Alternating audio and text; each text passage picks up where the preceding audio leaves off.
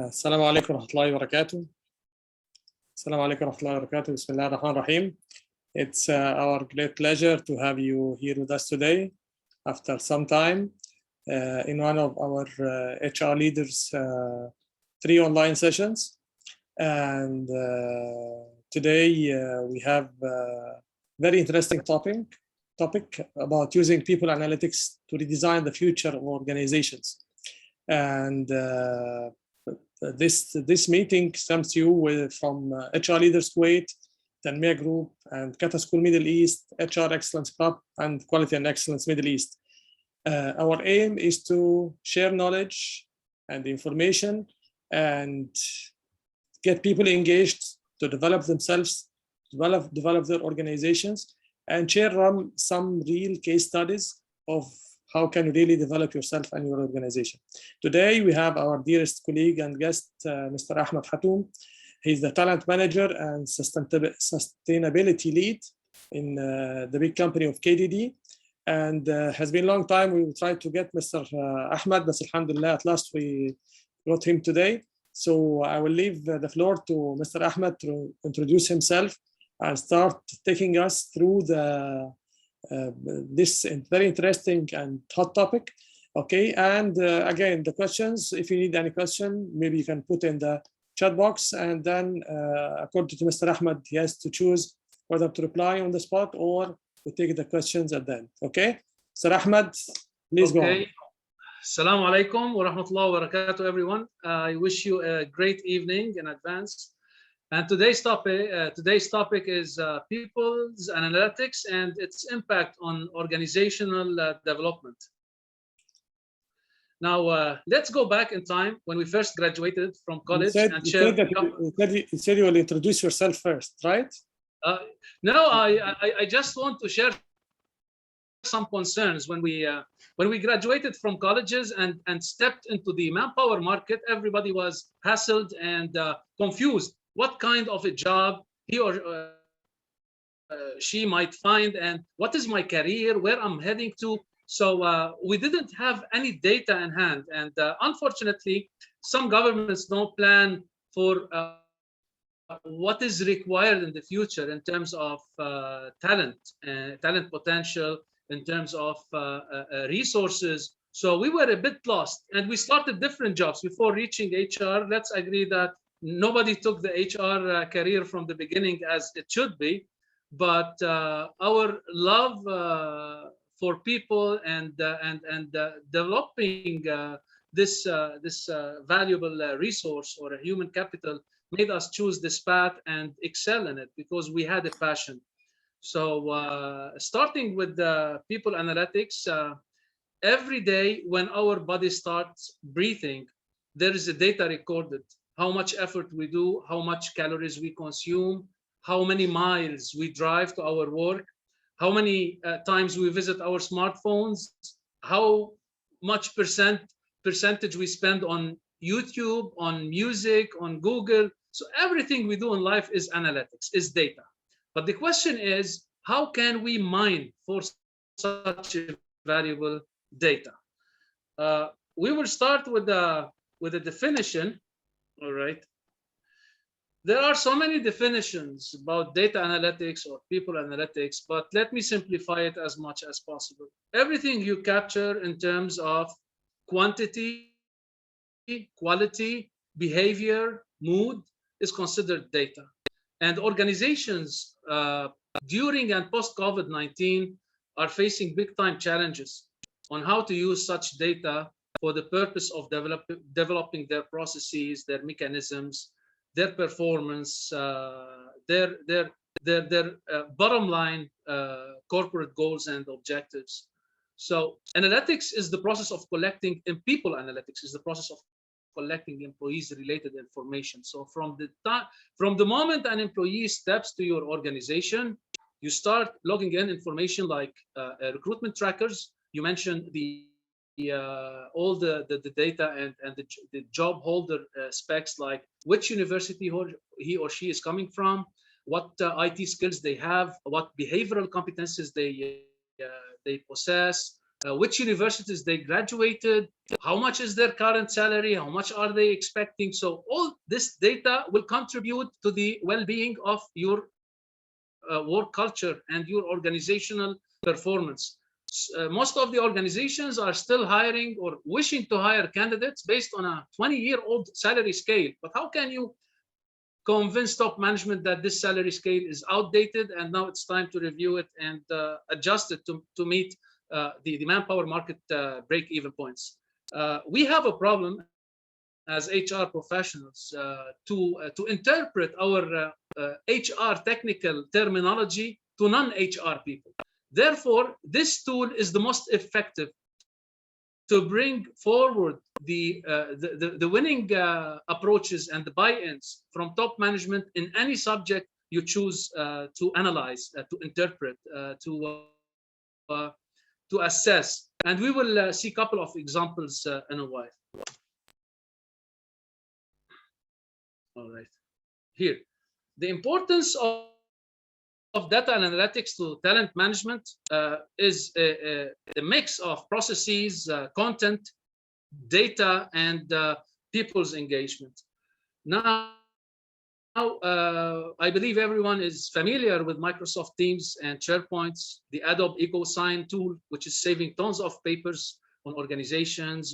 So this Industry 4.0 is already here. And I believe Dr. Muhammad, we once attended, and Muhammad, Sami, and maybe some others, we have attended in December 2019 an HR summit conference, and we have spoken about the importance of digitization and the transformation of HR into a smart function instead of keeping it as a transactional function. So those circles, we have the jobs, the teams, the technology, the co-created leadership, employee voice reflected through the survey or pulse checks. The moment an employee, let's imagine, the first day of attendance after a weekend on Sunday, the employee is amazingly enjoying a day off, Friday, Saturday, and then you're dragging him to a workplace. Wow, it's sort of painful.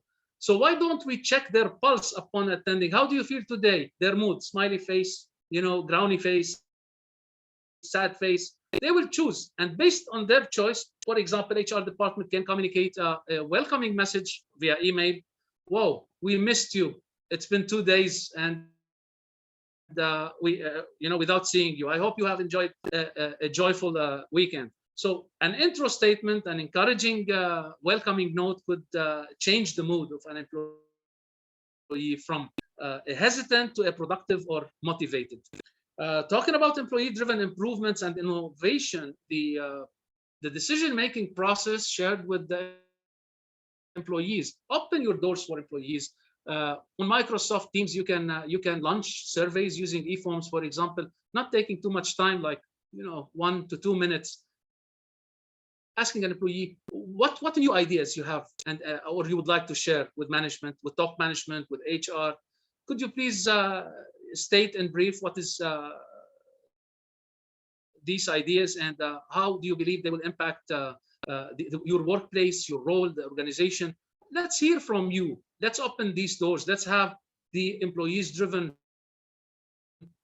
innovative ideas. The biggest loss for companies is when goodbying an employee exiting the company and he's full of data and information that, if taken into consideration, could save tons of money on the organization in terms of automating processes, saving costs,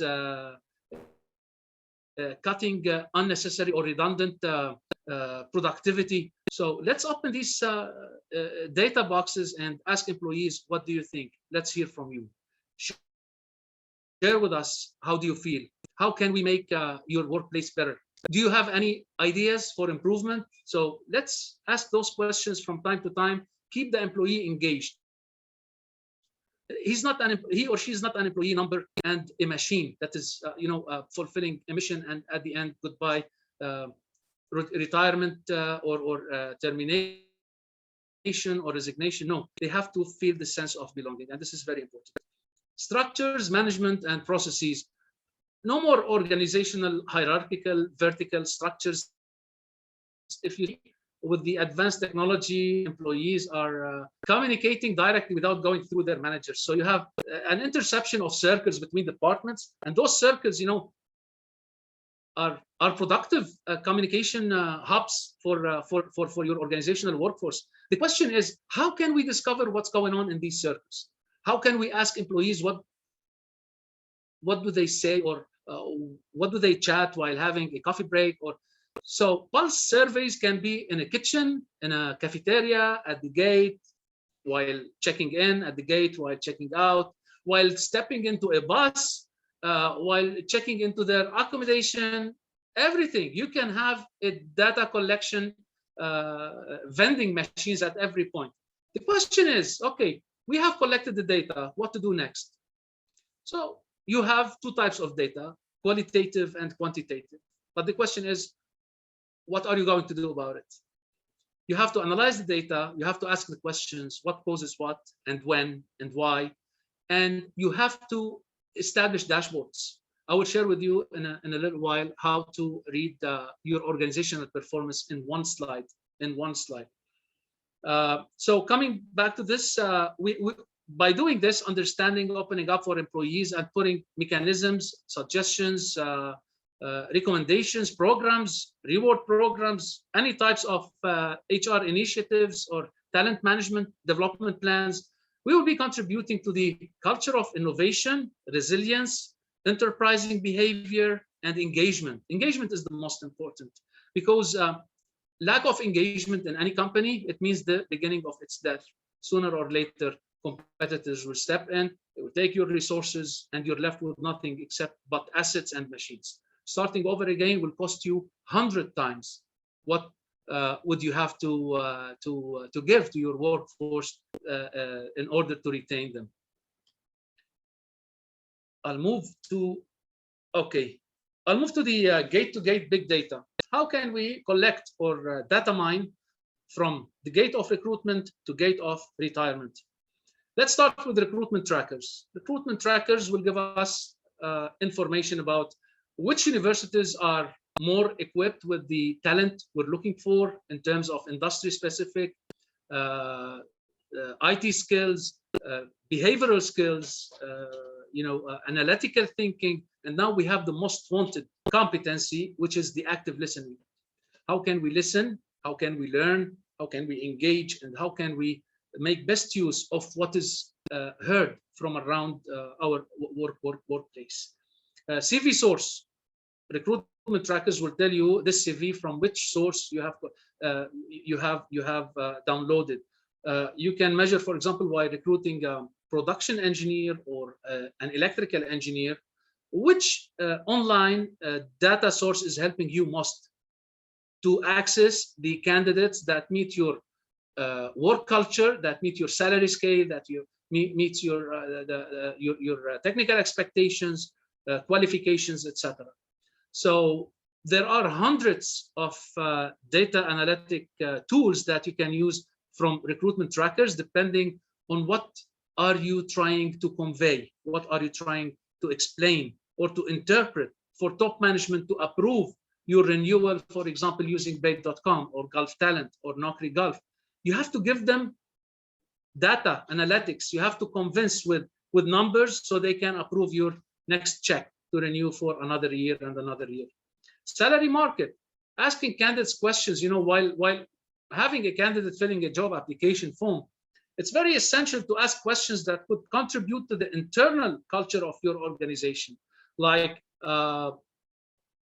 you're receiving this much of a salary or remuneration. Could you please detail what other benefits, additional remuneration, perks, etc.? You collect information. Okay, you have been selected for this role. Could you please tell us, how did you arrive to this role? What career path you took? What learning objectives you have fulfilled? And who was mentoring you? Through which institution you have received such learning, successful learning charter that led you to become a niche in your professional market? Industry hubs, labor unions, or Facebook pages, social media. For example, you can find merchandisers in the range of, let's say, 300 KDs, except through certain Facebook pages like Indians in Kuwait, Egyptians in Kuwait, Lebanese in Kuwait. So you have to target certain manpower markets in order. And how do you know which markets to target? Is through the recruitment trackers and the history of successful recruitment, which led to fulfill your departmental obligations. Learning charters are very important while managing the talent development and learning process in your organization. Keep track of your learners, keep track of your trainers, keep track of the impact or the value added to the role post receiving this training, and always ask for training feedback, because in the future you will be using the same trainer, or so you have to justify why this trainer and not other trainers. So you have to have positive points about the trainer, the return on investment that you paid in facilitating such a training, and the training feedback from attendance. Innovation and creativity. Sometimes looking at learning charters, you might connect the dots. You will be definitely able to connect the dots and calculate shortcuts to reach a certain learning objectives without going through classical, old, outdated methodologies. It will help you innovate and create. Engagement pulse check surveys. You have always to ask your employees, how do they feel towards the organization, its vision? Because now if your vision and mission are not aligned with the workforce expectation, then the organization will be thinking in one dimension and the workforce will be performing in a completely different direction. And this will create a high turnover rate. It will create disruptive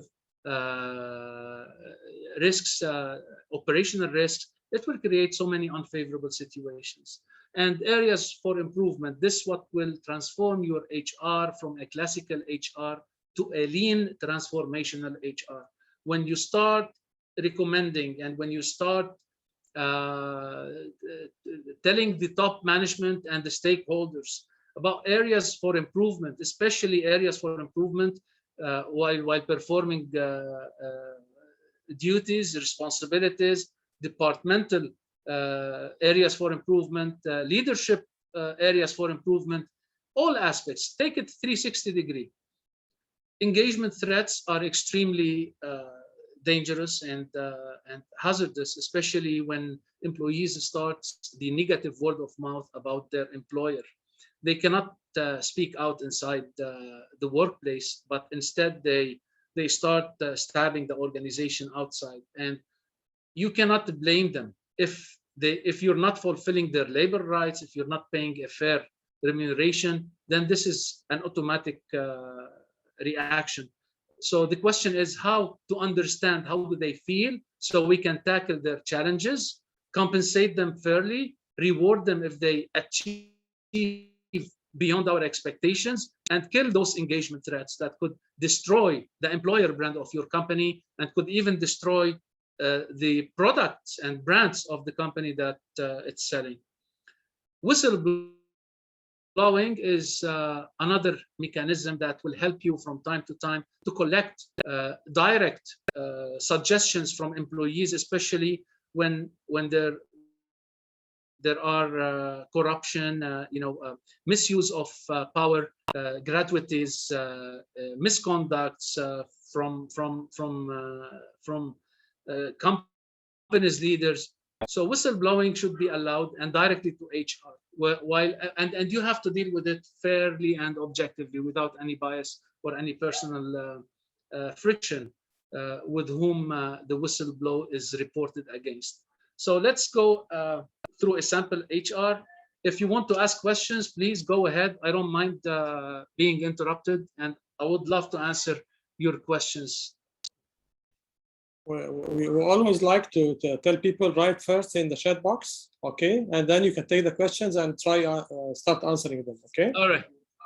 Okay. Now, Now I will explain this dashboard that Muhammad Sami knows. Remember when we first met, Muhammad, and I told you. Yeah, of course. I'm building. I still remember your right. Great presentation about it. Yeah. Okay. This page. Okay. This one page is connected to more than 35 data analytics reports. Turnover rate. This is the result taken from the list of resignations and terminations. And let me show you an example before. Let me show you an example here. For example,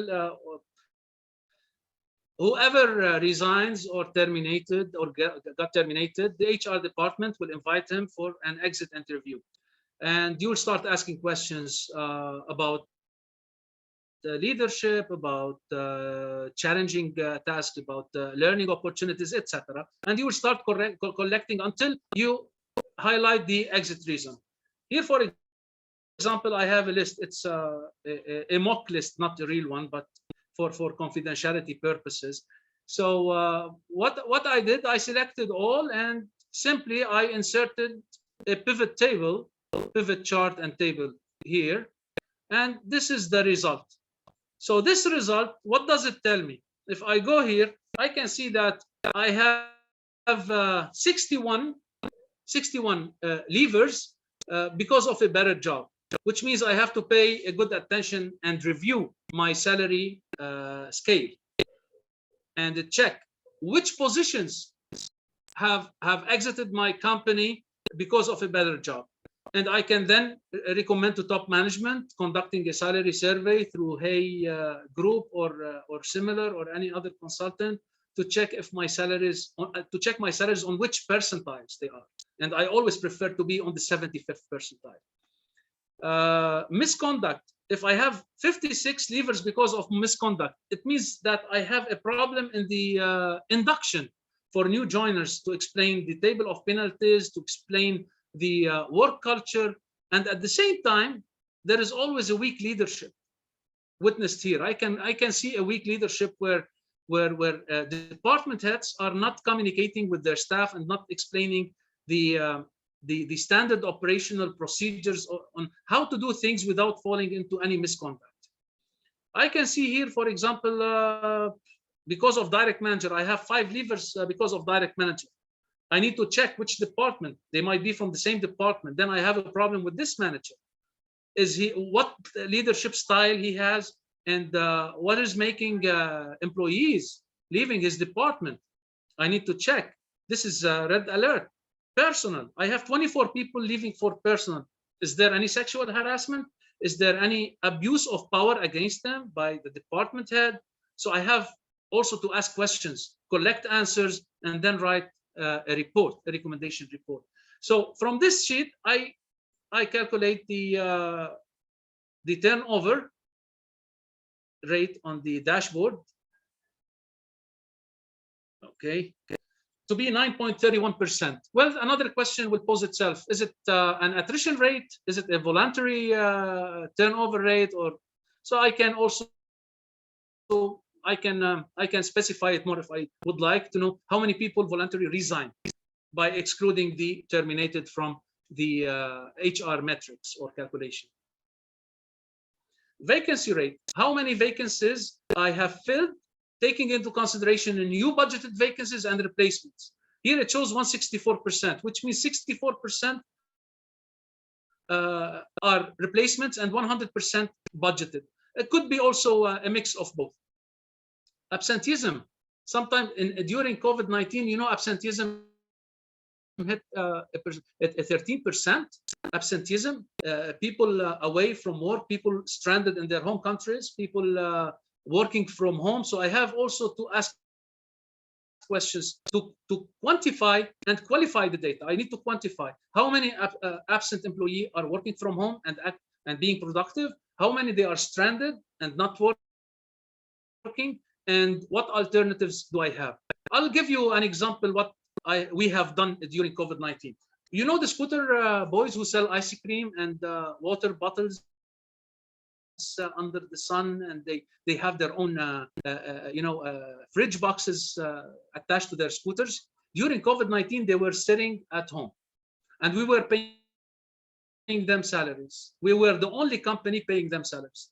But I asked myself a question: how can I utilize these people? So I brought those 250 scooter boys, and I have trained them how to work in different stations, in production, in security, in gardening, in every place, potential job that they could fill and perform. And they were happy because they were receiving their salaries against the work rendered to the company. Incident rate, this number, to be honest, is scary, 15.92, which means I have a 15.92 work incident among every 100 employees. What does this tell in general? It tells that health and safety department has to be asked, what are the refreshment awareness health and safety sessions you are giving to employees? They have to give the same session every 2 years to refresh. I have to quantify the incidents. How many injuries, work-related injuries? And I have to specify the place, in which department, in which workstation. What can I do to prevent, to introduce a preventive measure to avoid such incidents or work-related accidents? So I have to ask questions and work closely. So if you see, HR and talent management is not only about taking orders and execution. Now the arrow has changed direction. We are now recommending processes for improvement. We are bringing a transformational change. We are boosting organizational performance, and we are highlighting on areas of engagement that could help the organization act as one body. Internal selection rate, 22.95%. This tells us how many vacancies are closed internally. So how do I know that? I have to calculate how many internal promotions or internal selections took place, and how many vacancies were closed out of the overall open vacancies beginning of the year. Average employee tenure, I have to add the years of experience for all employees and divided by the average number of employees beginning of year plus the average number of employees end of the year divided by 2 to get that an average employee stay with KDD is 9.16 years, which is a good stability indicator, but not a perfect one. So I have the exits, and as you see here, I have the trends, red for leavers and the green for hirings. And I have to ask questions why the red line is going up and what's driving employees to leave KDD. I'll give you a question. I'll give you the answer, because using data analytics, I was able to know that because the airport is closed, because the country is almost not allowing any NOC or any hiring from outside, because so many employees are stranded outside, the manpower market break-even point went up. So a general labor that you used to hire for 150 KD now is getting 250 KDs. So this is the socio-economic, let's say, health quantitative analysis combined with your exit termination list. So I have 523 warnings issued. I have a leadership problem. I don't want employees to get warnings. I need to understand why, and if they have any expectations from direct management, I have to fulfill it, explain to them the procedure, the processes, and understand from them what is making you absent, what is making you late, what is making you unfocused. They might have some personal problems. I can refer him, for example, to the developmental counselor of the company, who is a psychologist with recommendations on how to live better, healthier, and focused on the job. Let's move to the transformational HR process. I love this. When I joined the company, I printed this and I posted on the wall. I told them May I ask you to go back to the previous slide? Of course. Okay, because I think this one will need some discussion if you allow discussions now, or we can take it later after the finish, as you like. It's up to you. I would love to have discussions on the spot, hot discussions before any idea is forgotten. So that's why, because I know that coming slide is very rich. So I said, and we need to talk about this one. Because here, actually, I'll tell you my impressions, and definitely I'll need to listen or see what other points of view. What you're doing here, Ahmed, is something really amazing, because most of the HR people, they don't have clear performance measures. They don't have clear KPIs. Okay. So at the end of the day, they are doing their daily jobs, working, okay, and their normal jobs. But at the end of the day, there is nothing to show to the top management. So when the top management want to evaluate the HR and the value added from HR, they don't find except, okay, you can just leave now. I can get another person who manage the payroll for me, or make the recruitment, or give training. Okay, he didn't see the value added from the HR function or from you as HR manager. Okay, so this one's again talks in the same way that the top management like to see. They need to look for numbers. Okay, especially when it comes to costs and losses or profits, cost reduction, and so on. So that's one is really very great. Okay, that you can see KPIs. Okay, you can evaluate, measure performance. Okay. Yes, truly said. Because, for example, sometimes when you recommend a training to the workforce, the management will say, why should I approve this training? And you have to answer as a talent manager or an HR manager. We have to answer. We have to calculate the cost, the average cost of training per employee. And we have also to ask a question to management. If we keep this employee untrained, how are we going to survive the new processes and the methodologies and the upgrades, not only on the employee performance, but also on the machinery, equipment, so many things. So before we ask the questions, we have to be prepared with data. And this dashboard could go infinite, unlimited. We can add the average revenue per employee, by dividing the revenues by the average number of employees to see the average revenue per employee. We can calculate the average profit per employee. We have so many HR metrics. If you want, I can share with you the Bible of HR metrics, posted 6 years back by SHRM Society. I still have it. It's an amazing tool, but you only have to choose those metrics that apply to your organization, because some things that work in some organizations, they don't work here. So you have to be selective which HR matrices could be utilized. Shall we excavate? Fire alarm?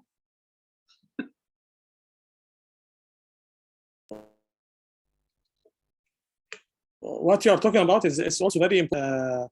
Sometimes are the top measures, okay, that you can show to the top management, so that this is a summary of the key performance indicators, okay, and then if you want to go deep, you can go deep and have lots of measures. So definitely in each area of HR, you should have your measures, but for top management, you should have the measures which are the key performance indicators.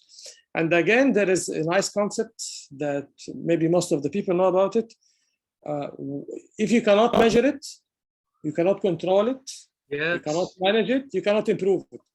So if you need to manage properly and improve, okay, you need to have measures, okay, so that you can see where are you going, what's the direction, are you improving, or where. So in what you were talking about in the previous, this slide, I mean that you talk about a lot of analysis, why people are leaving, which sector is leaving, and why, what are the areas. So having this focus help you with data, okay, to really judge and to know where are you going and evaluate your performance. I'll share a story. One time I have received an incident report, and while dissecting and analyzing this report, I have seen some drivers getting, passing red lights. I have drivers being violated for not putting the seatbelt. I have seen people fighting with each other and getting terminated. So I had a total of 209 incidents in 1 year. I focused on the drivers because the drivers were 70% part of this report. So why these problems are happening with the drivers only? I needed to understand. Then I started checking out what makes a driver cross a red light, what makes a driver drive on the shoulder of the road and get violated by the police. Then by connecting the dots and asking questions to drivers, I have reached to an outcome that drivers were given the freedom to work overtime that made them lose control on their vehicles. So the question was to management, what if the other day I have as a headline in the newspaper saying that a KDD driver hit a school bus and kills 54 students? How does it fall as an impact on a company that is part of every Kuwaiti house and part of every Kuwaiti expatriate in terms of its products? It's painful. People will get alienated, aggravated, and they will feel agony. So I wrote a report recommending finance department and operations not to allow a driver work more than 12 hours per day. Give them time to rest so they can control their vehicles. This is part of data analytics. While you have these reports, you have to ask questions and try to connect the dots. And using some Excel skills like linear regression and being able to define the coefficient of each variable, what drives it up and what drives it down, then you can see the red numbers on your Excel sheet and say, well, these red numbers are alerts, and I need to raise up an urgent requisition from operations to stop. And here HR is not an order taker. HR now in this industry 4.0 using data analytics is an order maker. And keep in mind that you can recruit and replace anyone in the organization, but they cannot replace you if you are a master in data analytics. Yes, that's great. Actually, one of the main rules of quality management systems and excellence models and so on, that to base decisions on data, okay, not on feelings. So yes. Data talks. So, and again, the top management understands or like numbers. So if you, to convince them and to get well positioned to build your case, you should have data, okay, in place. And again, this is the fruits at the end of the day. We are not doing data analytics because we like the right nice names, but we're doing this to get the fruits at the end of the day. So Allah yaftah alayk, that's what we really need. Yeah, feelings will come under the qualitative data analytics. Yeah. So the numbers will come under the quantitative. And we can, that's why we have mood pulse checks to see what makes people happy, what makes them sad, and we can introduce, you know, cost-effective programs to make them happy. For example, in Mother's Day, we can send a bunch of red flowers to each female in the company. In Father's Day, we can check who is married and have kids, and we can send him a complimentary reward from KDD, like 5 boxes of juices. So there is always a give and take, you know, like this hospitality, two-way, you know, gratuity and appreciation between both employees and organizations. Okay. Can we move to the second slide, yes, sure. Dr. Muhammad? Sure. Okay. Now here, this slide is the key success to transform your HR department from the old transactional concept to the new concept. It's simply following the 4 R's. You have to start reframing your organization. Reframing it, you will start from foundation level. You have to review and rewrite your job descriptions. You have to define your behavioral competencies and check with the stakeholders or owners what are the core values they would like to see in their workforce when hired. So you have to collect these core behavioral values, and you have to define smart, achievable, and measurable levels for each. And you have to set up your job descriptions based on accountabilities, competencies, qualifications, and KPIs. Now the KPIs, it's your game. You can play it the way you want. You have financial KPIs where you benchmark performance to budgets and financial targets. Non-financial KPIs, you can stretch it the way you want. In KDD, I have chosen the customer orientation, the process orientation, the learning and development. Now, the process orientation will maintain compliance in line with companies' policies, procedures, Kuwait state laws, regulations. It will limit the unfavorable conduct of employees outside the frame of approved policies, procedures, guidelines, even team norms, written or verbal. The customer orientation, it's being a manufacturing company and having end customers who must feel happy while enjoying our products, we have to excel in this. The customer service excellence will become one of the most cherished competences in the upcoming 5 years. Competition is high, prices are extremely competitive. The only thing you can add to excel and outwork the competitors by having a satisfied customer. And satisfaction will always justify your extra price, even if it exceeds market price. The smile is precious and it's valuable, and customers will always appreciate the feedback between both their manufacturer and their sales team.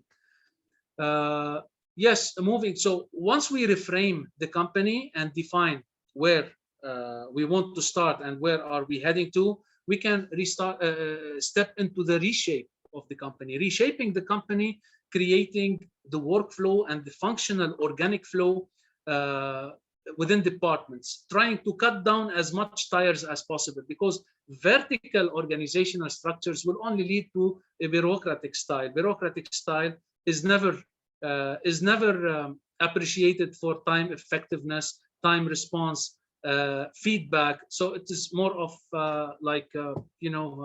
bureaucracy, and bureaucracy, how it ends. We have to construct the economic model to understand the portfolio, to build the shareholder value. We have to define the high-level value chain for each business unit and the norms that each business unit interact with another. Here comes the service level agreements. So each department has its own SLA that define the timelines, the deadlines, the expectations, and the quality of deliverables to other departments and other departments to other departments. This will pave the road for a smooth flow of agility between departments and functions, divisions, units. Configure the infrastructure. Let's check what do we need to make this happen, from IT, from consultation, redefinition of departmental role description, redefinition of KPIs, revisiting the physical infrastructure, and formulating an operational strategy and tactics to serve such a strategy. Redesigning the work architecture is very important. Sometimes you have the HR department, like we are currently in one building, and all of our customers in another building. So if I need to attend a meeting, I have to walk under the sun with 50 degrees Celsius for like 15 minutes to arrive there. And if I if I drive in my car, I can't find the parking. So again, the redesigning the work architecture and the physical location will help the organic functional flow between departments. Instead of calling or sending an email, you just jump into his office, tell him, listen, I have a proposition. You have rejected this candidate, but you did not pay attention that he had worked for this company, achieved this project, and graduated with a high GPA. Why not giving him a chance? You still have the probation period to decide. So always, personal and let's say physical communication is much better than written ones. And now let's step also the necessity of understanding the 5 generations working at the same time. You have the generation that doesn't trust any email or message or SMS. He wants you to write on a piece of paper and sign. Let's call him the classical generation. You have the generation who doesn't like to talk too much, but instead he prefers to write an email. And with this email, either you have to respond with a with one solution or don't debate. Now we have generation 5, extremely fast, speedy generation. My son, 12 or 13 years old, he came to me, Dad, you know something? We have diagnosed all of Kuwaiti juices, and we have found out that one of your products has 24 sugar cube. What? I've been working with the company for 5 years. I don't know such information. It's highly confidential. How did you do that? He said, come watch. I saw him working on Excel better than me, interpreting bars, charts, and putting experiments into numbers. So this generation is an extremely effective and multi-productive generation than we might think. We have to listen to see what makes them act like this, what makes them upgrade their themselves to a better version, and how can we implement this with older generations. The third R is to revitalize. Revitalize by achieving the market focus, inventing new businesses, build alliances, make acquisitions, disrupt the value chain, define value propositions. Disrupting the value chain, I mean, challenge your value chain. In case of a disaster, what if this happens? What do I do now? So disrupt it. Why? Live the scenarios. When coronavirus came, nobody was prepared what to do next, how to deliver goods to the markets. Some areas were locked down. How to retrieve workers from these areas, how to arrange them sleeping bags in a safe place so they can attend the factory operation without cutting off KDD products from expatriates and local citizens. How can we exceed our customers' expectations? So we have always to disrupt the value chain to know what to do in case of emergencies or in case of favorable circumstances. This will bring forward resilience and innovative management style. So the fourth R is renew. By doing all of these, you will be renewing the blood of the organization in terms of developing the performance system, building individual learning, develop the organization as a whole, as a work culture, processes, departments. Now, some people, they are resistant to change. Well, it will take time, and we cannot just throw them out and tell them, listen, we are going to replace you. We have to give them a chance to explain to them that change shouldn't be scary. Yes, it is worrying a bit, but let's, what do you have to lose? Let's try it. Let's try new processes. Let's try new methodologies, and let's see how the impact on business will be in all departments, in HR, in IT, in sales, in operations, in retail, in manufacturing, in lean departments, and quality assurance, quality control. There are always new methodologies, new breakthroughs, new approaches to better do things with lesser cost and better results. Okay, now let's start receiving some questions.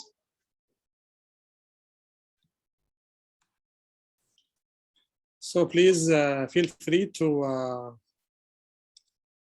put your questions in the chat box, or if you want, just raise your hand and you can talk, or open the mic and talk freely. Ahmed Sami. Hello again. So first of all, as always, a very impressive presentation and a very impressive topic. Actually, you came on the main area, because here, especially in Kuwait, I feel that we really have a weakness in measuring and reporting. As Peter Drucker said, that if you cannot measure it, you cannot manage it. Unfortunately, the typical HR will walk to the CEO or to the GM and say, haram, I think it is not the right way. Employees are not feeling okay. We want to be good to our employees. Now, being good to the employees, if it does not translate into money, then the CEO will kick him out. I'm sorry to say that word, but this is what will happen. Okay. But as soon we present ourselves as a real business partner, someone who is speaking, first of all, the language of business, plus the language of numbers, because CEOs, they have long time and no stamina to read the report, and this, if you present them a report, it will sit on the table collecting dust. But as as soon as you show a histogram, a pie chart, we always say that one photo is worth 1,000 words. Then if you communicate in numbers and show them how engagement can give you more money, how giving a certain training program, even if we are post COVID-19, we don't have money, how can that training, how we can measure, how it can add value, and how it can give money to the company. It is not a question, it is actually more or less that I said, let me say thank you so much for that thing, because I really feel that we have that weakness and we don't understand HR as we should. We still see ourselves in the old paradigm that we do the residences, we take care of the passports, we give the service certificates.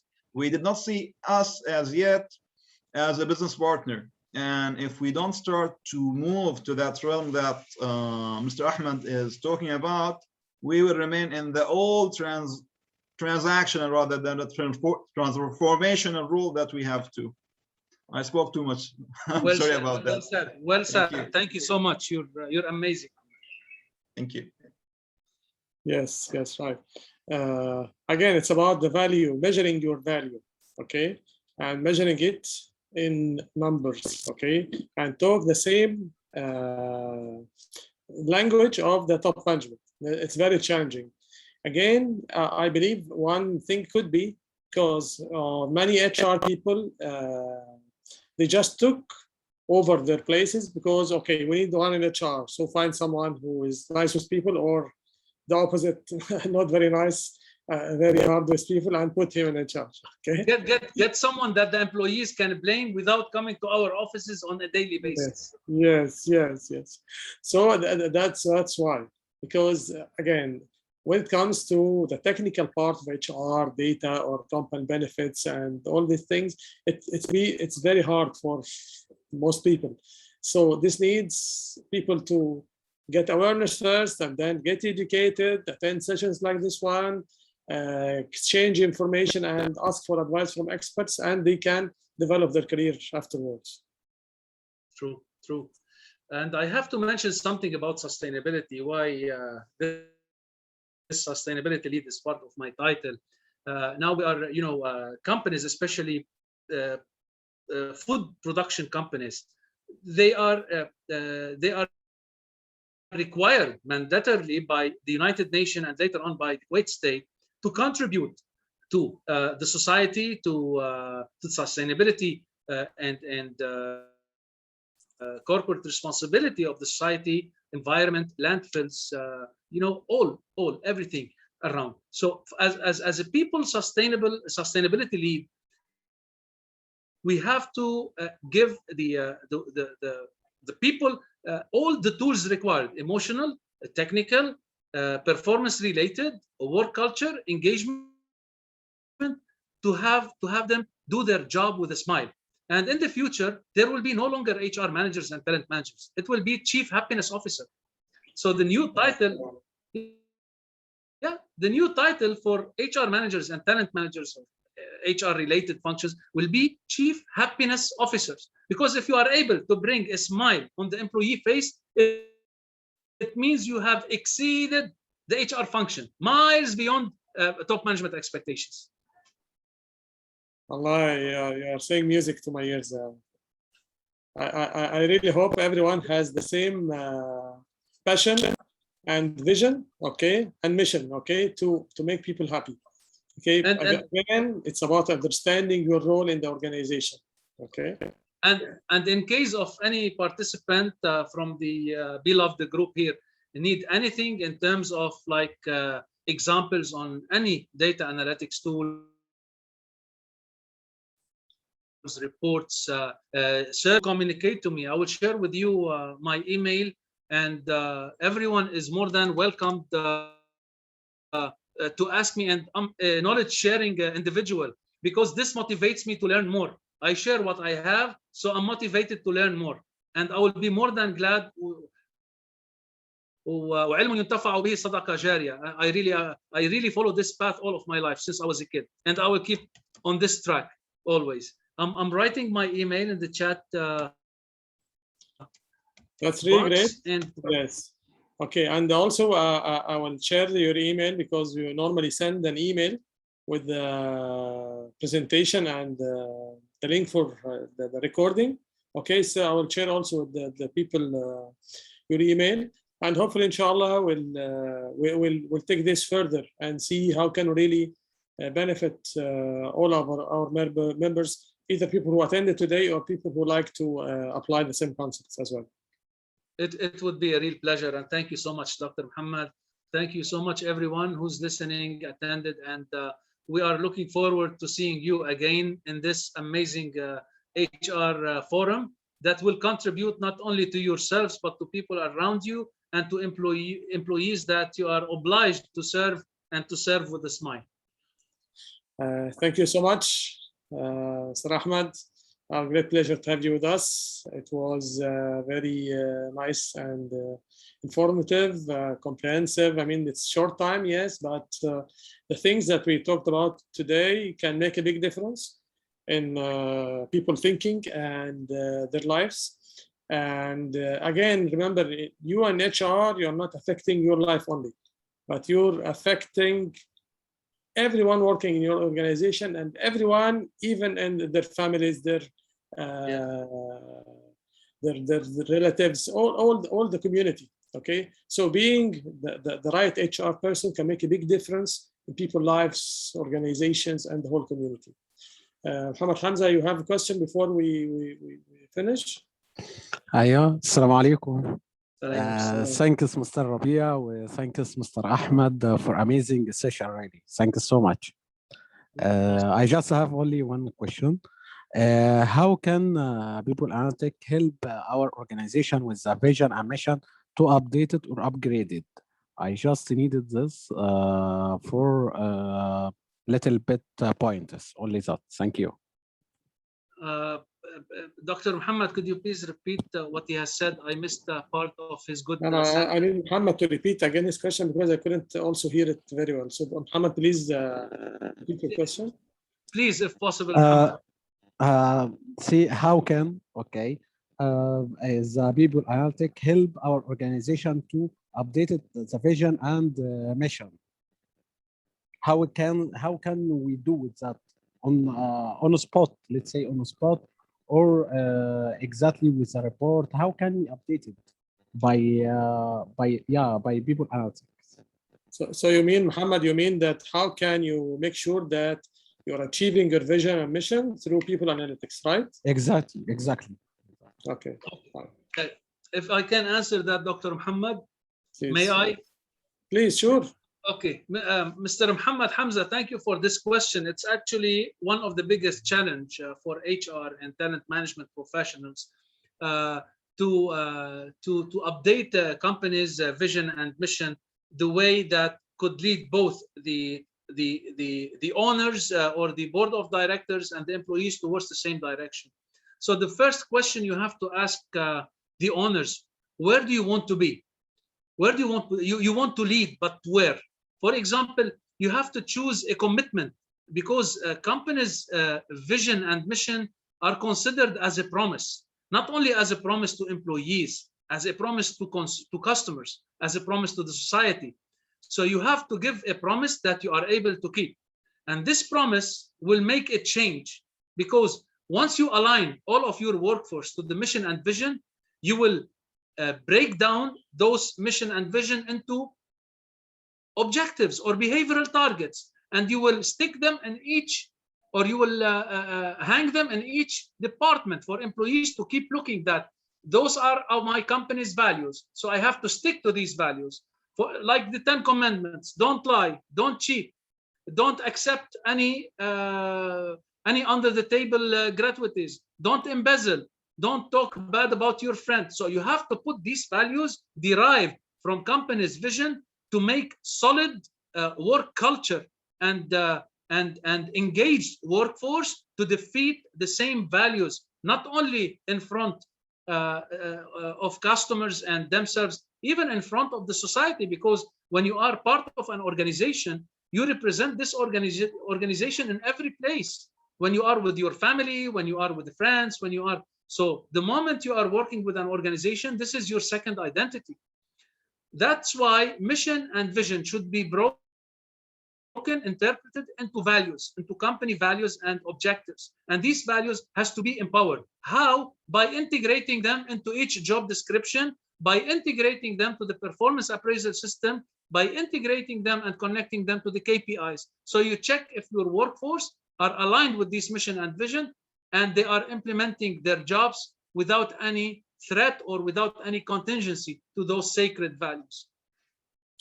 Great, thank you, Ahmed. And let me also add to this part again, or to emphasize what Mr. Ahmed was just saying. It's again, if you cannot measure it, you cannot manage it. So if you say this is my vision and mission, you should have something measurable to tell you whether you're going in the right direction or not. Okay, so you say that we care for our people, we develop our people, and so on. Okay, how can you manage this? Okay, by retention. I'll give you an example. Our KDD mission was a bragging one, that we are the oldest, the strongest, and nobody cares. Now we have to give a promise. We are doing our best to make food affordable and healthier to every individual in the society. So I want to decrease the sugars. I need to add vitamins like the fortified milk.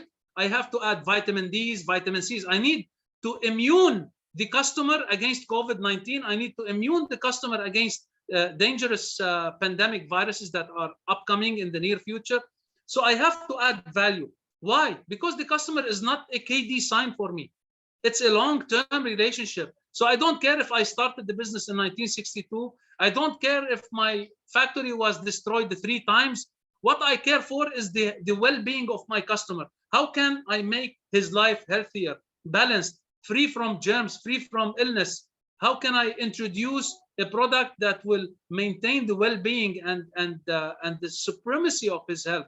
This is my new vision that I'm working on, and we have a huge professionals from worldwide conducting statistics and data analytics to see what could contribute to humanity in terms of enforced and immune system to face the upcoming pandemics and contagious diseases. الله يعني الله يبعدهم عنا وعنكم قولوا آمين. آمين يا رب العالمين.